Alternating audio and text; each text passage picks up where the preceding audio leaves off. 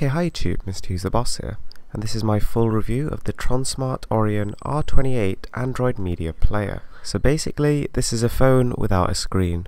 So one of the reasons this has actually come to be is that it's rocking the brand new Rockchip 3288 processor, and this has actually got the next gen Mali TP graphics inside it. So it's actually supposedly quite a powerful, device, and this is actually only selling for $99. I'll put a link in the description. So the connectivity here is absolutely jaw-dropping. So we've got a slot for an SD card up to 32 gigabytes.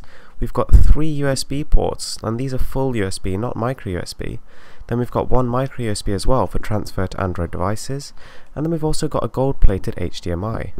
Furthermore, there's Ethernet cable port, which is really nice to see, power, and a headphone jack. So this thing is awesome in terms of what it can do. As if that wasn't already enough, it also has an antenna built in, which helps to boost the Wi-Fi signal. But I mean, that's pretty pointless if you're actually using the Ethernet. So it also comes with a included remote control. So I have to say, I'm not a big fan of this. The buttons feel kind of superficial, they feel quite cheap, but I suppose that is to be expected with an item of this price. However, one thing I kind of really wish is that they actually included a cursor of some sort, because navigating the actual Android PC with just a remote is very slow. I mean, imagine trying to actually type on a keyboard with this, it's really cumbersome. It runs on 2 AAA batteries, which are not actually included. So something I was quite impressed about was how simple this whole thing was to set up. So you plug the power cable into the back, then you plug the Ethernet cable in, and I'm using a power line adapter to bring my internet downstairs. And then last of all, you just stick the HDMI cable in. And the really nice thing is that all of this stuff was included. So literally out the box, you've got everything you need to use this item straight away. And by straight away, I literally mean 2-3 minutes it's set up. So we all know and love Android just because of how open source it is and how sort of easy it is for developers to make things work, but I was still surprised when I could literally just plug in a mouse, plug in a keyboard, and it just works. I was really impressed, and I suppose this is a massive advantage of having 3 full-sized USB ports. So yeah, all the actual buttons work. You can even use the home button on the keyboard to go home on Android. It automatically works, and that was really cool. So basically you can see this looks just like a really big Android phone. So it's running Android 4.4, which is really nice to see, and the status bar at the bottom can be hidden at any one time. On top of this, Rockchip are actually offering an Android L upgrade in the near future.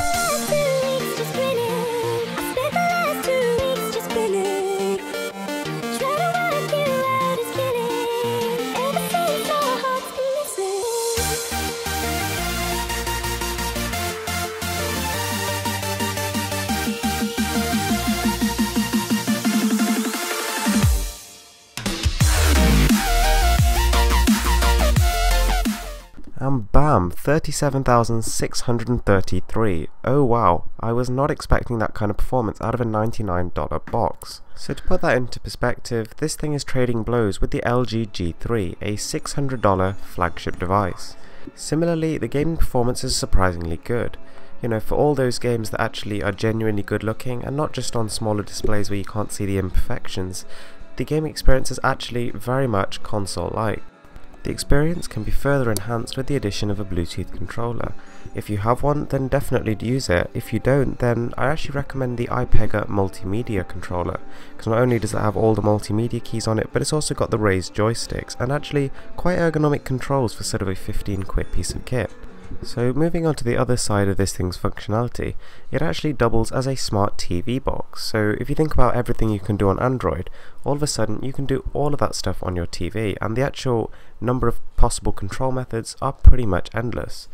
So for example, you can just use it as a news thing. You could just go on the news every day on your TV, and you can use the controller to control that. Alternatively, you could connect a mouse, and you can use the mouse to browse around just like you would on an actual PC. Then you can go on YouTube and watch more of my awesome videos. So to conclude, I'm very impressed with the R28. You can actually get upgraded models, but I think in terms of value for money, this is still the best. So in terms of build, I'm giving this a 16 out of 20. The actual physical construction is nothing special, but don't forget this is an Android TV box, so you'll pretty much never be actually touching it. On top of that, it looks really nice, and the packaging included basically everything you need, so that was very good. The features were also kind of surprising. I was very impressed with the whole array of connectivity provided, and that's a lot more than we normally see on a standard Android device. On top of that, this has got all the latest features of Android 4.4 KitKat, and it's got the power to actually use them. Something else that really impressed me was that this thing actually supports AC Wi-Fi and Bluetooth 4.0. The only real downside I can think of is that the remote wasn't that great, but don't forget, you don't even have to use that. Performance was also very good. I mean, this thing is competing with today's flagships, and so I can pretty much guarantee at least some future-proofing. In terms of price to performance, I'm yet to see anything come close. I'd say that this has at least double the actual price to performance of the next best device I've ever seen. So yeah, I really do recommend this. I never realized I needed it until I actually had it, and now I really like it. Thanks for watching guys, please give this video a thumbs up and subscribe for more.